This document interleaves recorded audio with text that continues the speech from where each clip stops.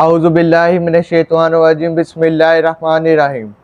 ईमानदारी इंसान को कभी नीचे नहीं गिरने देती, ना नज़रों से ना मकाम से, हमेशा सर बुलंद रखती है।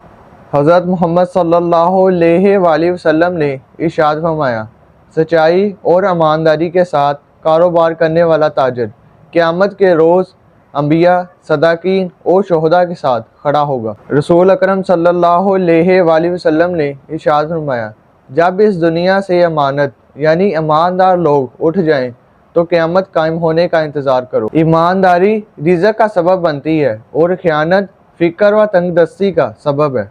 जो ईमानदार नहीं उसके ईमान का एतबार नहीं, और जो वादे की पासदारी नहीं करता उसके दीन का एतबार नहीं।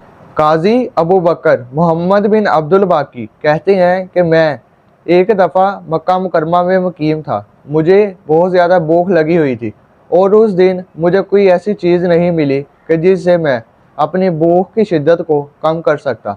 इसी दौरान मुझे एक रेशम की थैली ज़मीन पर गिरी हुई मिली। मैंने वो थैली उठाई और अपने घर चला गया। थैली का मुंह रेशम के धागे से बंद किया हुआ था। जब मैंने उस थैली को खोला तो उसके अंदर एक नहायत खूबसूरत मोतियों का एक हार था जो मैंने पहले कभी नहीं देखा था। और उसके बाद जब मैं अपने घर से बाहर आया तो मैंने देखा कि एक आदमी हाथ में 500 दिनार लिए फिर रहा है और कह रहा है कि मेरी रेशमी थैली गुम हुई है जिसमें एक मोतियों का हार मौजूद है। जो शख्स मुझे वो हार वापस करेगा मैं उसे बतौर इनाम 500 दिनार दूंगा। जब मैंने ये ऐलान सुना तो मेरे दिल में ख्याल आया कि मैं इस इनाम का हकदार हूँ। घर में भी अफाका कशी है तो मैंने सोचा कि वो हार लाकर इस आदमी को वापस कर दूं और बतौर इनाम 500 दिनार ले लूं।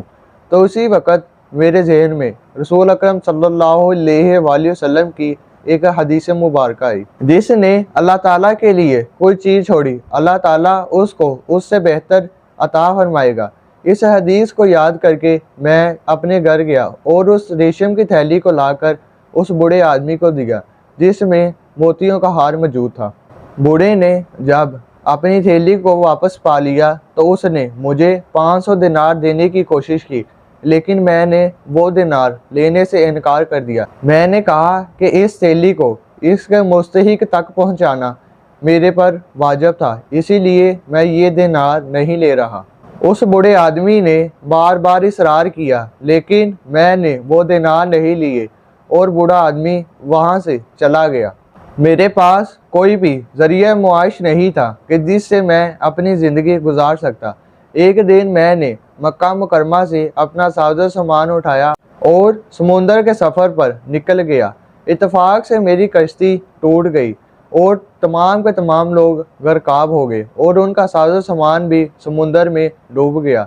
और कश्ती का एक तख्ता मेरे हाथ में आ गया जिस पर मैं बैठ गया और मुझे कुछ नहीं मालूम था कि मैं कब तक पानी की लहरों में डूबा रहूँगा या किस तरफ जा रहा हूँ और मेरी मंजिल किधर है। समुंदर के पानी ने मुझे एक ऐसे जजीरे पर ला डाला कि जहाँ पर कुछ लोग ही आबाद थे।